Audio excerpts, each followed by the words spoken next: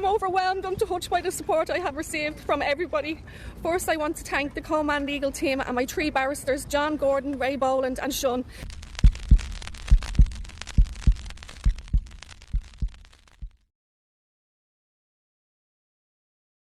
Hey yo, what's up guys, oh man, now I'm back. So I really wanted to talk to you guys a bit more about Connor. Let me just ask you to like the video as you're getting in, and subscribe to the channel if you haven't yet, because I'm one away to the 1,000 subscribers, so I'd really appreciate it. Well, if you guys watched my prior video, you probably noticed I'm trying to be as respectful as I can. I know it's a pretty weird situation, but please don't be offended when I tell you that I'm finding really hard to ignore all the facts that make it not look like an SA crime.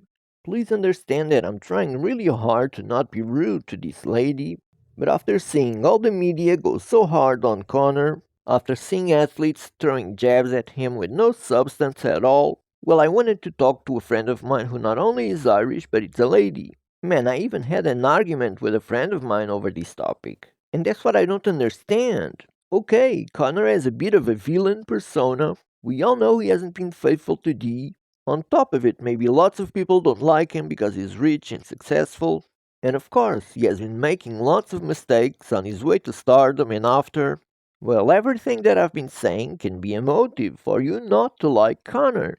But you need to understand that doesn't make him an abuser. Well, I know the story is complicated and I'm not trying to assume straight away that he's innocent. Were there some rough activities going on? 100%. Does Mrs. Hand regret what happened? Most likely. But that's the part we need to understand. We don't need to like Connor. Did the abuse happen? Well, I know I'm gonna sound terrible, but there's too much to doubt. This lady left her partner taking care of her kids while she went out at night with Connor and James. I mean, she started doing lines of coke soon as she got in the car. And afterwards, they were all drinking. Well, she was partying with 2 adult men, drinking and doing drugs. No one forced her to go to a hotel room suite.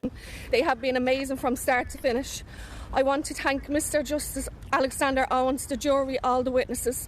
I want to thank the doctors, nurses and everyone at the sexual assault treatment unit in the Rotunda Hospital for looking after me, especially my own Dr. Frank Clark. I can't imagine how everything fell on her when she got home and told her partner. I mean, it would be safe to assume they had a really nasty argument and maybe even fought. Do you understand what I'm saying with the injuries and all? But please understand, I'm not saying they didn't have rough sex. But they're all adults. If you got high and did things you regretted later, well, I'm sorry, but that's on you. I want to thank all the guards and the ambulance crew. I want to thank all the women and men out there who have supported me throughout this trial. For every person who reached out to me, a card, a letter, email, everything, it hasn't gone unnoticed. Thank you, I really appreciate it so much. You can't accuse a man of assault just because you regretted what you did. I want to thank my partner Gary, who has been so supportive for the last 4 years and has held my hand throughout this trial every day and every other day. I want to thank my mum and all my family and friends. Lastly, I want to thank my daughter Freya, who I'm most grateful for. She has given me so much strength and courage over the last 6 years throughout this nightmare to keep on pushing forward for justice. I want to show Freya and every other girl and boy that you can stand up for yourself if something happens to you, no matter who the person is, and justice will be served. Well, that's all I have. Like the video, comment, subscribe to the channel if you haven't yet, and I'll see you guys on the next one.